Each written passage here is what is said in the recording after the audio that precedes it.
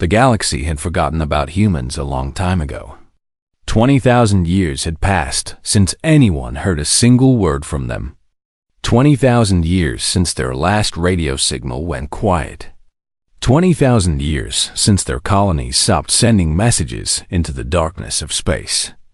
The older races who ruled the stars believed that humans were dead and gone forever. They wrote about it in their history books. They taught it to their children. The strange creatures called humans, who had once spread across the stars like fire, were now nothing more than dust and memory. The Vorthani were one of the oldest races in the galaxy. They kept records of everything. Their archivists had given a name to the day when humans disappeared. They called it the Great Silence. It was a day of celebration for some and a day of relief for others. The Kethra Empire had hated humans more than anyone else. They had fought wars against them. They had burned their worlds. And when the humans finally went quiet, the Kethra celebrated for 100 years. Commander Zyrith was a Vorthani officer who served on a patrol vessel called the Endless Watch. He had spent most of his life flying through empty space at the edge of the galaxy. It was boring work. Nothing ever happened out here. The Orion Reach was a dead zone where ships rarely traveled. There was nothing to see and nothing to find. At least that was what Zyrith believed until one ordinary day when his sensors detected something impossible. The anomaly appeared at the edge of a region called the Hollow. It was a place where space itself seemed broken. Light did not behave normally there. Time moved strangely. Ships that entered the Hollow never came back. The Vorthani had marked it as forbidden territory thousands of years ago. No one went near it.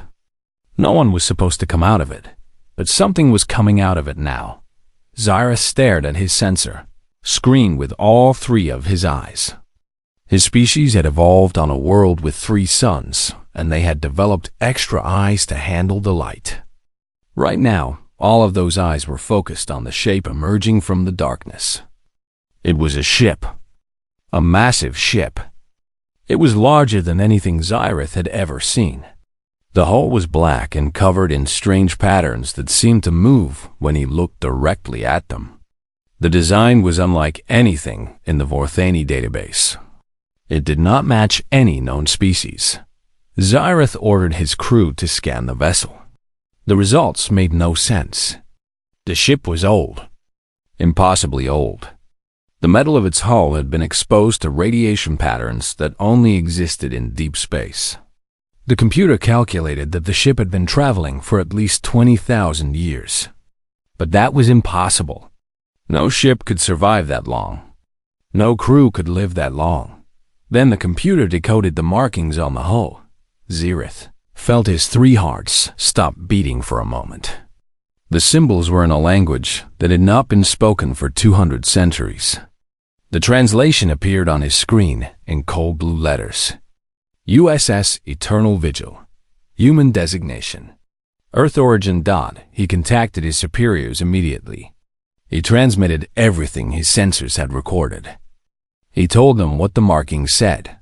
He told them that a human ship had just emerged from the Hollow after 20,000 years. His superiors did not believe him at first. They accused him of making a joke. But when they saw the sensor data, they stopped laughing. The Galactic Council was informed within the hour. Emergency meetings were called. Ancient records were pulled from archives that had not been opened in millennia. The galaxy had moved on from humanity. They had built new empires and new alliances. They had forgotten the small blue world called Earth and the stubborn creatures who had once lived there. Now, they were being forced to remember. Aboard the ghost ship, something was happening. Deep within the vessel, there were thousands of pods arranged in endless rows. Each pod contained a human body frozen in time. They had been sleeping for 20,000 years. They had been waiting. And now the ship's computer had decided that the waiting was over. The awakening sequence began in the command section. The most important crew members were stored there. The ones who would be needed first. Ice began to melt. Hearts began to beat. Lungs began to breathe.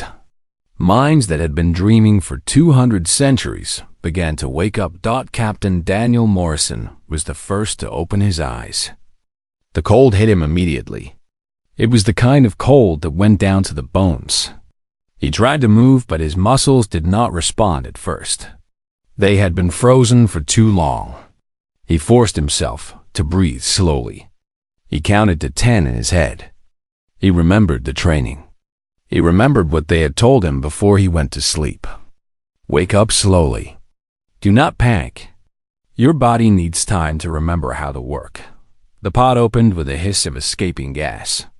Daniel fell forward onto the metal floor. It was cold against his skin. He lay there for a moment and stared at the ceiling. The lights were dim. Emergency power only. The ship was still waking up just like he was. Memories began to return. They came back in pieces like a broken mirror slowly putting itself together. He remembered Earth. He remembered the colonies. He remembered the war. The Kethra had come for them with fleets so large they blocked out the stars. They had burned world after world. They had killed billions. Humanity had fought back, but they were losing. They were dying. And then someone had found another way. The scientists had discovered a place beyond the galaxy where space and time worked differently. A place where they could hide. A place where they could sleep and wait for the universe to forget about them. It was a desperate plan. A mad plan. But it was the only plan they had. Daniel pushed himself up from the floor. His legs were shaking, but they held his weight. He looked around the cryogenic bay and saw other pods beginning to open. Other crew members were waking up. Some of them were coughing. Some of them were crying. All of them were alive. He made his way to a console and activated the external sensors. The screen flickered to life and showed him the stars outside. They were wrong. The constellations he had memorized as a child were gone. The patterns had shifted over 20,000 years. The galaxy looked older somehow, tired, but it was still there. The universe had not ended while they slept. And somewhere out there was the species that had tried to destroy them. Daniel straightened his shoulders and took a deep breath of recycled air. Humanity had survived. They had crossed the void between galaxies. They had slept for 200 centuries. And now they were awake. It was time to go home. Daniel made his way through the corridors of the eternal vigil. The ship was waking up around him. Lights flickered on as he passed. Ventilation systems hummed back to life. The vessel had been dead for 20,000 years, and now it was, slowly remembering how to breathe. The cryogenic bays stretched for miles through the belly of the ship. Daniel passed row after row of pods. Some were already open. Others were still sealed with frost covering the glass. The people inside were beginning to stir. He saw faces he recognized. Friends, colleagues, people he had said goodbye to what felt like yesterday, but was actually 200 centuries ago. A woman caught up with him in the corridor. She was tall with short brown hair and eyes that looked like they had seen too much. Lieutenant Commander Katie Lawson had been his second in command before. The long sleep, she had been one of the last people to enter a pod, and now she was one of the first to wake. Katie fell into step beside him without saying a word. They walked together through the ship in silence. There was nothing to say yet. They both knew where they needed to go. The bridge was waiting. The door to the command center opened with a grinding sound. The mechanisms were old and stiff, from 20,000 years of disuse. Daniel stepped inside and looked around at the place where he had once commanded a desperate fleet of refugees. The consoles were dark. The view screen was blank. Dust covered everything, even though the ship had been sealed the entire time. Daniel sat down in the captain's chair. It felt familiar even after all this time. He pressed a button and the main systems began to activate. The view screen flickered and showed them the stars outside. Katie stood at the tactical station. She was reading the sensor data with growing concern on her face. She looked at Daniel and her expression told him that something was wrong. A voice crackled over the internal communication system. It was rough and tired, but Daniel recognized it immediately. Nathan Cole had been the chief engineer before the long sleep. He was a genius with machines and a terrible cook. He had kept the eternal vigil running during the darkest days of the war. Nathan reported from the engine room. The dark matter drives had held together. Barely. They were operating at minimum power, but they were still functional. The experimental technology that had pushed them into the void between galaxies had not failed. It was a miracle of engineering. Dr. Megan Harris contacted them next. She was in the medical bay going through the records. Her voice was calm, but Daniel could hear the sadness underneath. Not everyone had survived the long sleep. Of the 12,000 people who had entered the void, only 9,000 had woken up. 3,000 pods had failed over the centuries. 3,000 people who would never see the stars again. Daniel absorbed this information in silence. 3,000 dead. It was a terrible number. But 9,000 alive. That was a miracle. No one had expected so many to survive. Katie interrupted his thoughts. The sensors had detected another ship nearby. A small patrol vessel from a species called the Vorthani. The alien ship was watching them from a safe distance. It had probably been watching them since they emerged from the void. Daniel ordered her to open a communication channel. The translation systems had been updated constantly during the long sleep. The ship's computer had spent 20,000 years learning every language in the galaxy by intercepting and decoding transmissions. It was ready to talk. The alien commander's face appeared on the view screen. He was a strange creature with 3 eyes and pale blue skin. His expression was impossible to read, but his voice carried something that might have been fear. The Vorthani commander spoke first. He said that this was impossible. He said that humans were extinct. He said that they could not exist. Daniel leaned forward in his chair.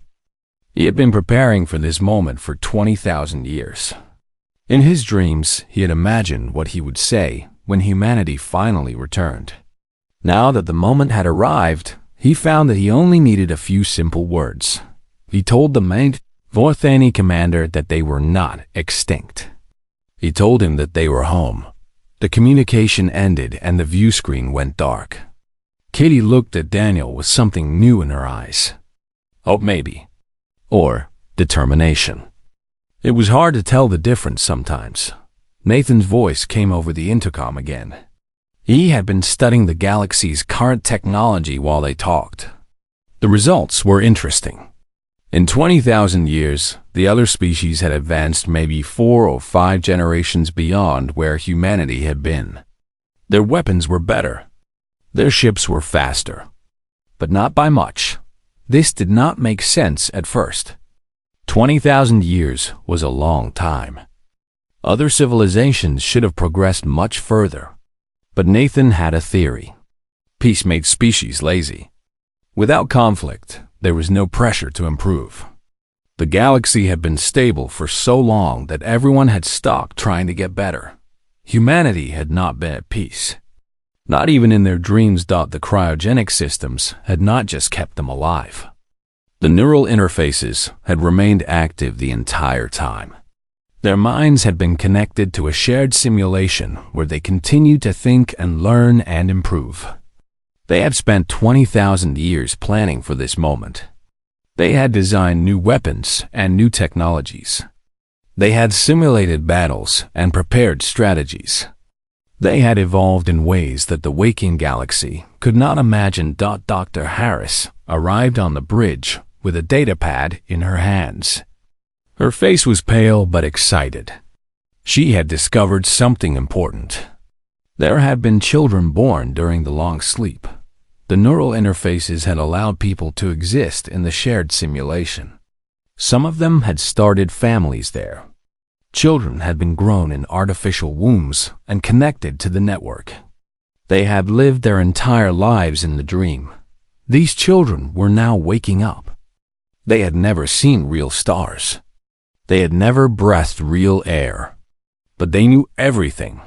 They had learned from the collective knowledge of every human who had ever lived. They were something new, something the galaxy had never seen before. Daniel processed this information. Humanity had not merely survived. They had changed. They had grown stronger in the darkness. They had forged themselves into something more than they were before. He asked Katie to check the ship's database for the coordinates they had stored before entering the void. She found them immediately. There were hundreds of locations scattered across the darkness between galaxies. Each location contained another human ship, another group of survivors waiting to be awakened. The eternal vigil was not alone. There were millions of humans sleeping in the void. Daniel gave the order. Send the awakening signal to all vessels. Tell them that the long sleep was over. Tell them that it was time to come home. The signal went out into the darkness, and across the void ships began to wake. The Galactic Council had not held an emergency session in 3,000 years. There had been no need. The galaxy was peaceful. The great wars were ancient history. The various species had learned to coexist and trade and ignore each other. Problems were solved through diplomacy and patience. Nothing ever happened that required urgency. Until now.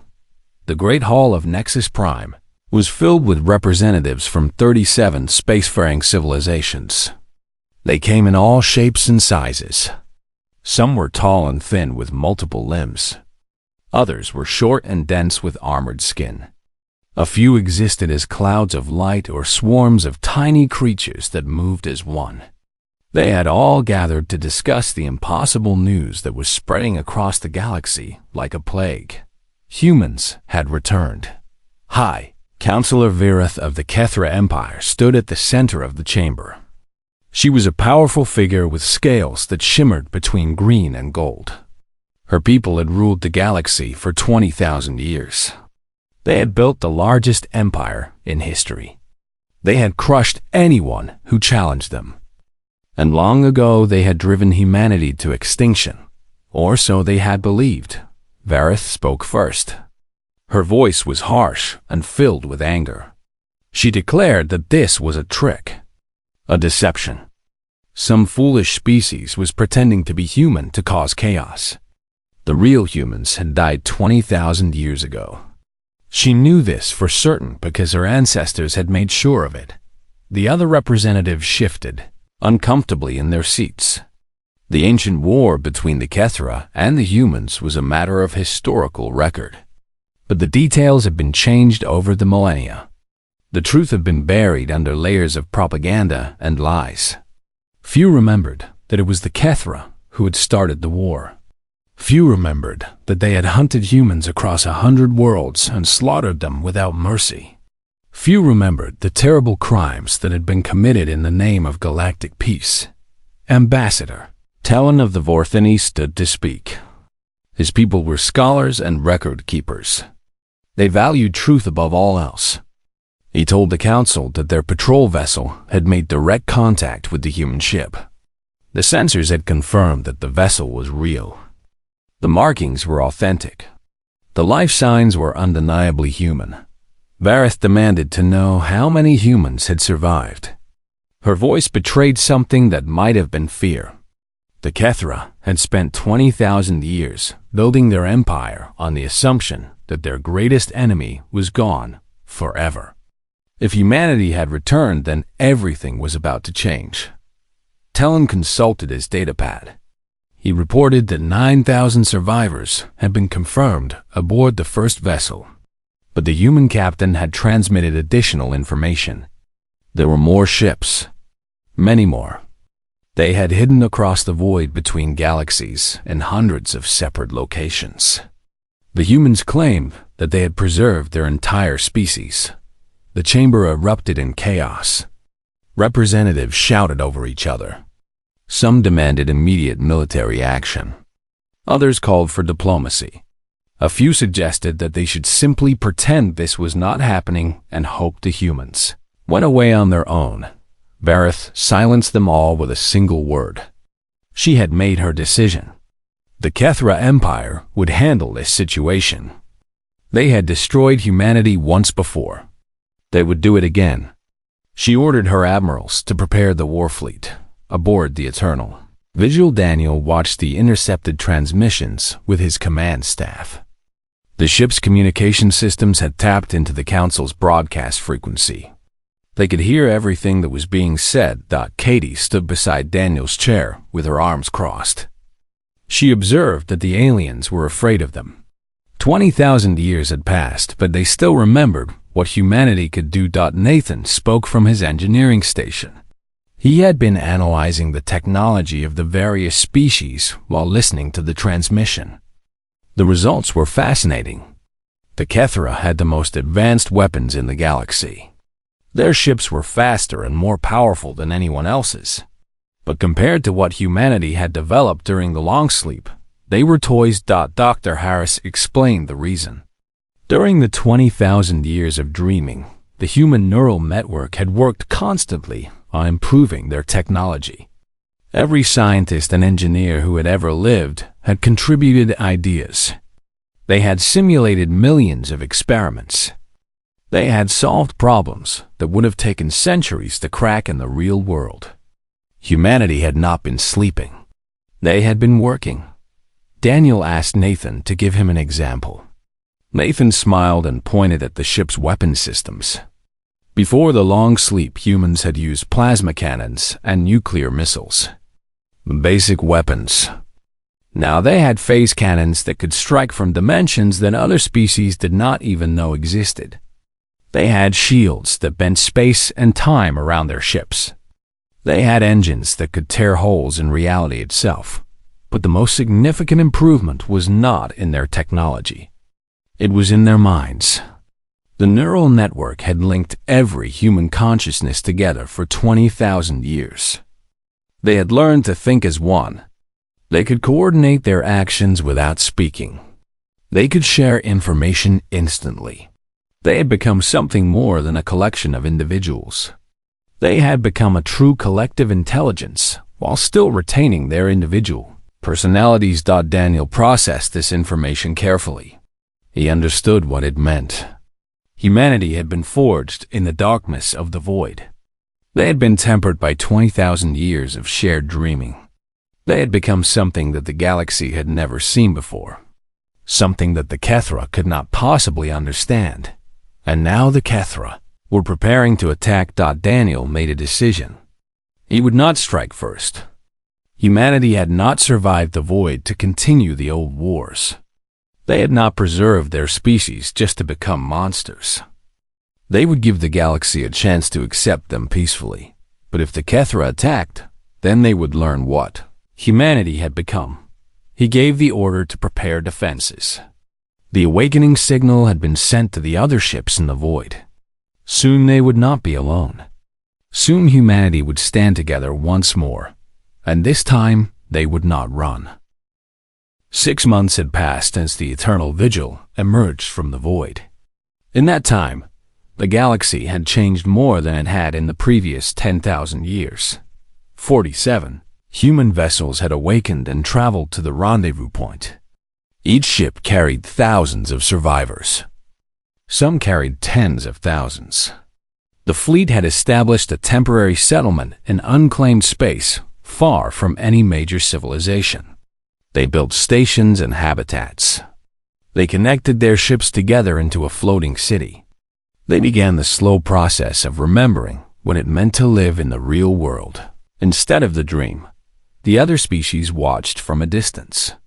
Scout ships from a dozen civilizations monitored the human settlement constantly. They reported everything they saw back to their governments. The images spread across the galaxy's communication networks. Everyone wanted to see the ghosts who had returned from the dead. The humans did not hide. They did not threaten. They simply existed and waited for the galaxy to decide what to do with them. High Counselor Vareth made the first move. She had spent 6 months preparing her war fleet. 200 of the most powerful vessels in the Kethra Navy had been assembled at a staging point near the human settlement. They carried enough firepower to destroy a planet. They were crewed by the finest warriors in the Empire. Vareth herself commanded the fleet from her flagship. She told herself that this was not an act of war. It was an investigation, a show of force, a reminder to the humans that the Kethra still ruled this galaxy. She did not plan to attack unless provoked. She simply wanted the humans to understand their place. The fleet arrived at the edge of the human settlement and took up an aggressive formation. 200 warships arranged in a perfect sphere around the floating city. Their weapons were charged and ready. Their crews were eager for battle. Vareth broadcast a message to the humans. She demanded that they surrender. She demanded that they submit to Kethra authority. She told them that resistance was pointless. She told them that the war their ancestors had lost 20,000 years ago was not forgotten. Daniel Morrison received a message on the bridge of the Eternal Vigil. He read it carefully and then passed it to Katie without comment. She read it and her expression grew cold. Commander Scott Phillips contacted them from the USS Defiant. He was a younger officer who had been born during the long sleep. He had grown up in the neural network and had never known a world where humans were hunted. He asked for permission to respond to the Kethra threat. Daniel considered the request. He had hoped that humanity could return peacefully. He had hoped that 20,000 years would have been long enough for old hatreds to fade. He had been wrong. He gave Scott permission to defend the settlement, but he gave strict orders. No killing unless absolutely necessary. The goal was to send a message. Nothing more. Scott acknowledged the order and moved to intercept the Kethra fleet. He had 12 ships under his command.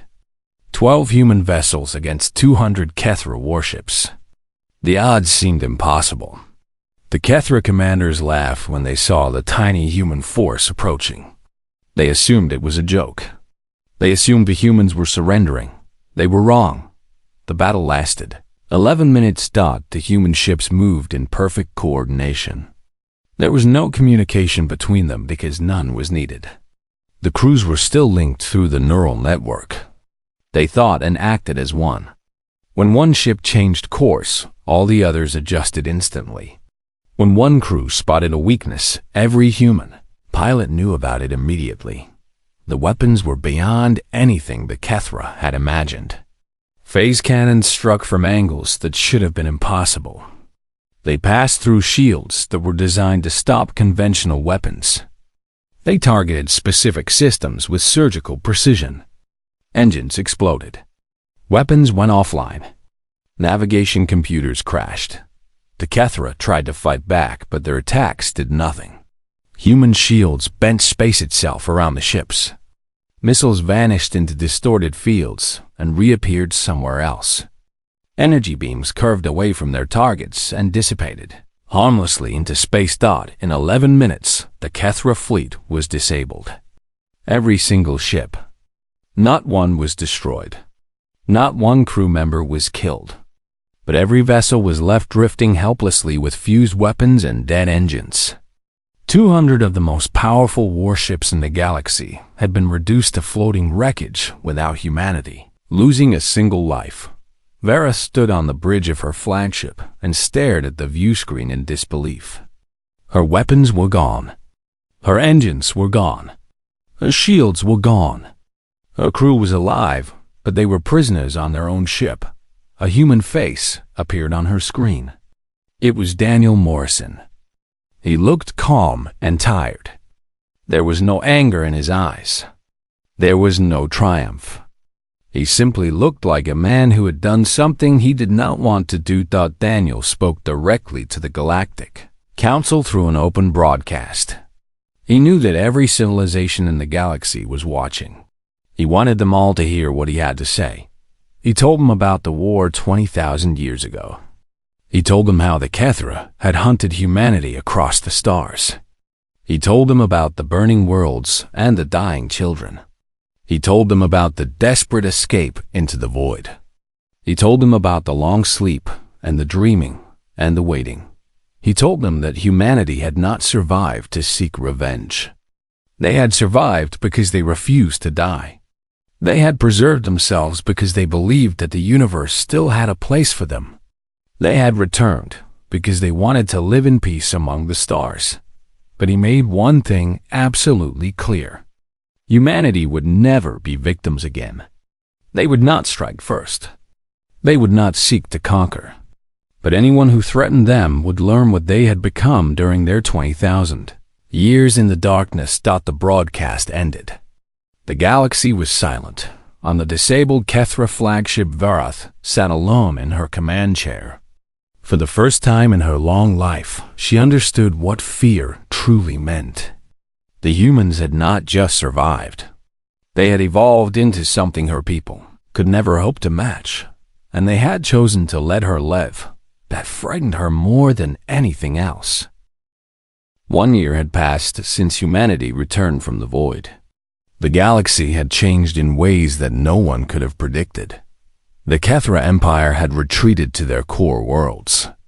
Varath had been removed from her position as High Counselor after the disaster at the human settlement. Her own people blamed her for provoking a conflict they could not win. The empire that had dominated the galaxy for 20,000 years was now struggling to maintain control of its own territory. Other species that had lived under Kethra rule for millennia were beginning to ask questions. They were beginning to wonder if they still needed to be afraid.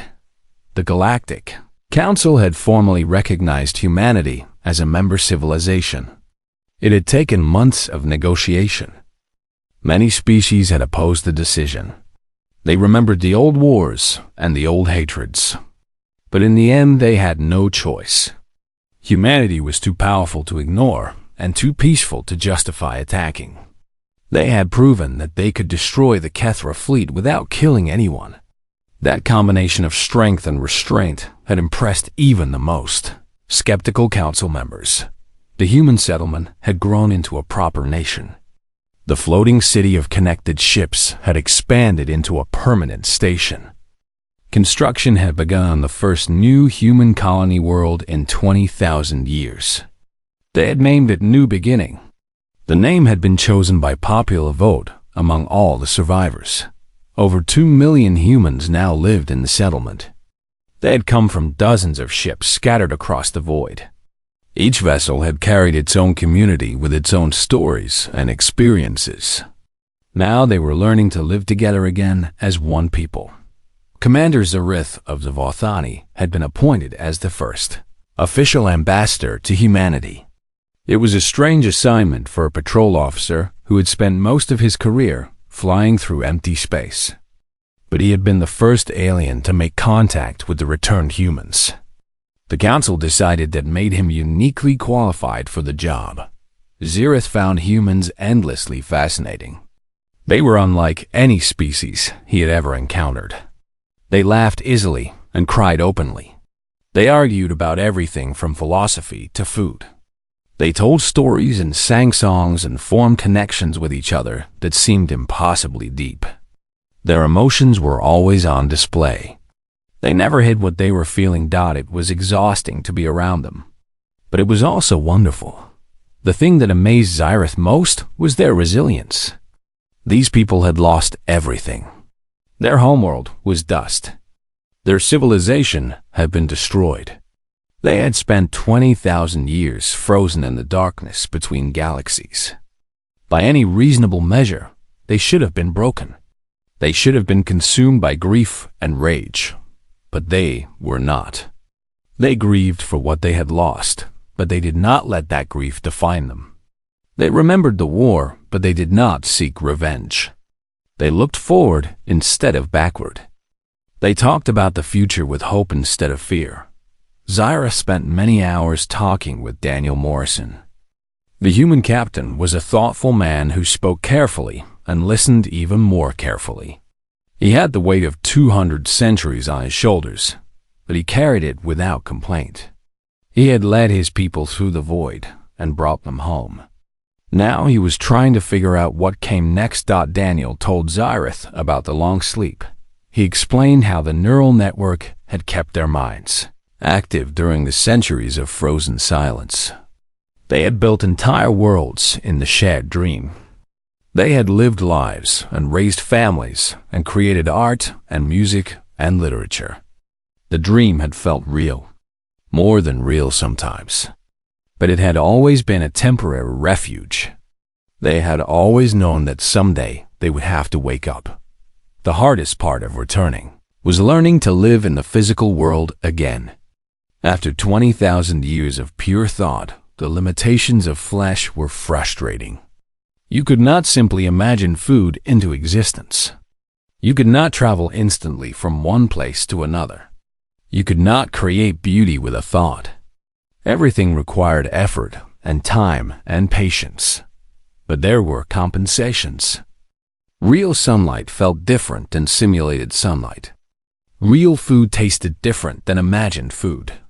Real touch meant more than virtual contact. The physical world was limited, but it was also genuine in a way that the dream could never match. Zyrith asked about the children, the ones who had been born in the neural network and had never experienced reality until they woke. How were they adjusting to the change? Daniel smiled at the question. The children were doing better than anyone expected. They were curious and eager and completely unafraid. They had grown up learning from every human who had ever lived. They had absorbed 20,000 years of knowledge and wisdom. But they were still children. They still played and laughed and made mistakes and learned from them. A young girl named Ashley Carter had become something of a celebrity among the other species. She was only 7 years old, but she could explain quantum physics and write poetry and speak a dozen languages. Ambassadors from across the galaxy requested meetings with her. They wanted to understand what humanity had become. Zyrith had met Ashley once. She had sat with him for an afternoon and explained the mathematics of void navigation. Her small fingers had drawn equations in the air while she talked.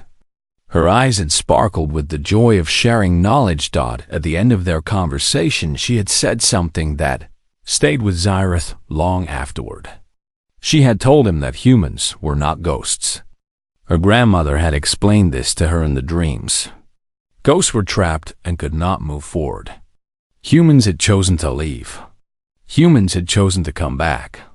That was the difference. Zyrith thought about those words often. He thought about what it meant to choose survival instead of accepting defeat. He thought about what it meant to emerge from the darkness stronger than before. He thought about the kind of species that could endure 20,000 years of exile and come out the other side with hope still burning in their hearts on the bridge of the eternal. Vigil Daniel stood with Katie at the forward viewport. Below them, the colony world of New Beginning turned slowly in space. Shuttles carried families down to the surface. Construction crews were building the first cities. Children who had never touched real grass were running through fields for the first time. Katie asked if they had done the right thing. They could have stayed in the void forever. They could have kept dreaming until the universe itself ended. It would have been safer. It would have been easier. Daniel watched the shuttles descend through the atmosphere. He thought about the question carefully before answering. He said that they had not been living in the void. They had been waiting. There was a difference between existing and truly being alive. The dream had preserved them, but it had not fulfilled them. They needed to come back because the universe still had stories to tell. And humanity had never been good at sitting quietly. Katie smiled at that. It was true. For all their wisdom and knowledge, humans were still restless creatures. They still wanted to explore and discover and create. They still wanted to reach for things that were just beyond their grasp. That drive had taken them to the stars in the first place. That drive had kept them alive in the void. That drive would carry them forward into whatever came next. The galaxy watched and waited to see what humanity would do. Some species feared them. Others admired them. A few were already reaching out with offers of friendship and alliance. The future was uncertain, but it was full of possibility. Daniel looked at the stars that stretched endlessly in every direction. Somewhere out there were wonders that no one had ever seen. Somewhere out there were challenges that no one had ever faced. Somewhere out there was the next chapter of humanity's story waiting to be written. He was ready to begin.